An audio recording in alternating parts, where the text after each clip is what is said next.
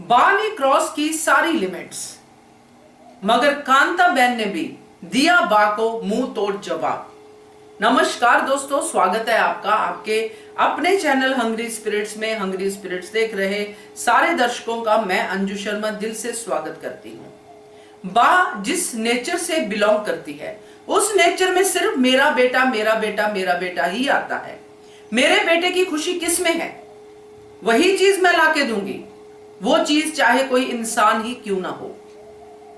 आज ये बात करके बा ने साबित कर दिया कि अपने बेटे की खुशी के लिए वो हर लिमिट क्रॉस कर जाएगी।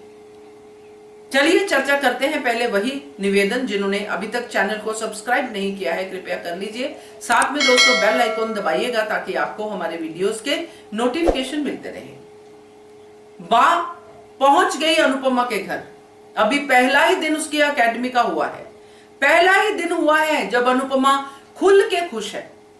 मगर कहां खुश रहने देते हैं ऐसे लोग जिनको सिर्फ अपने स्वार्थ की पड़ी होती है, जिनको सिर्फ यह दिखता है कि मेरा घर कैसे संवरेगा, दूसरे की खुशी गई भाड़ में। अनुपमा को समझते हुए भी बा ऐसी हरकतें करती है। इसका मतलब यही है दोस्तों कि अपने स्वार्थ के आगे बा को कुछ नहीं दिखता है। मगर बा भूल गई है कि अब कांताबेन वो कांताबेन नहीं रह गई है जिसको बा सुनाती थी, घर से निकाल देती थी, अपमान करती थी। तब कांताबेन की बेटी बा की बहू थी, अब नहीं है। अब कांताबेन ने अपनी बेटी को प्रोटेक्ट करने की पूरी तरह से ठान ली है।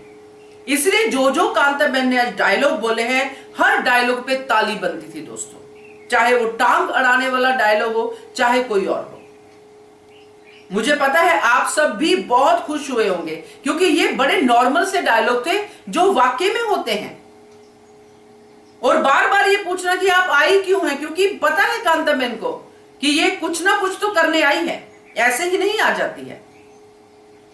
और फिर बा ने शुरू कर दी रिश्ते की बात। बाप रे बाप, अभी काव्या घर पे ही बैठी है। वनराज का प्यार, वनराज का सब कुछ काव्या घर पे ही बैठी है और बा अपने सुनहरे सपनों को तामील देने आ गई है। इसीलिए मैंने कहा कि सब हदें पार कर दी हैं। ये कैसी समझदार है, इतनी जिंदगी का अनुभव है, कैसा अनुभव है कि सिर्फ अपने बेटे की खुशी देखनी है, ना काव्य की खुशी, ना अनुपमा की खुशी, ना किसी और की खुशी। और ये बात जो करने आई है, ये बात तो बापूजी को पता भी नहीं होगी कि बा ये रंग खिलाने गई है अनुपमा के घर पे। अगर वाकई में बा अनुपमा की खुशी में खुश होती, ये देख के खुश होती कि अनुपमा मूव ऑन कर रही है, अनुपमा खुश रह रही है, तो बा सिर्फ शगुन दे के चली जाती। मगर बा तो एक मैसेंजर की तरह लगी कि वो अपने बेटे के बारे में उसकी फील्डिंग करने आई है कि तोहफे भेजे हैं। वो जो कांताबेन ने कहा कि पहले तो जिंदगी में कभी तोहफा दिया नहीं, अब जब रिश्ता ही नहीं है तो तोहफे किस बात के। मगर बा तो जैसे समझ के आई थी कि मुझे ये सब सुनना ही पड़ेगा, इसलिए मैं पेशेंस से काम लूंगी, नहीं तो बा के पास तानों की कमी थोड़ी है। मगर बा की जरूरत है, अभी जरूरत है कि अनुपमा को अपने घर पे ले आए और काव्या को लात मार के निकाल दे।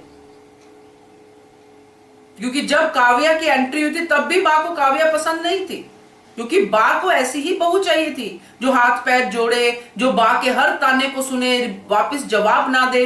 वो सब क्वालिटीज अनुपमा में थी। और अनुपमा के जाते ही बा का सिंहासन डोल गया। अब उस सिंहासन को वापस जमाने की जो बारी आई है उसके लिए बा स्ट्रगल कर रही है, इसलिए पहुंच गई अनुपमा के घर पे। मगर अब अनुपमा वैसी नहीं है, अब तो अनुपमा भी बदल गई है। और अनुपमा की मम्मी कांताबेन, उसने भी अपने जो है तेवर बदल दिए हैं। अब बा की दाल तो गलने वाली है नहीं दोस्तों। अब ये हसीन सपने जो बात देख रही है ये सपने ही रह जाएंगे, क्योंकि अब अनुज भी वापिस आ रहा है, पाखी ने भी मोर्चा संभाल लिया है।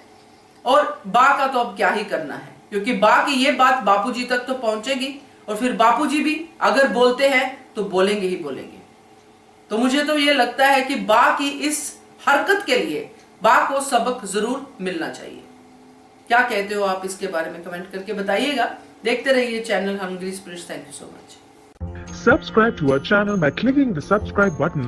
Click the bell button and enjoy the latest uploads from our channel.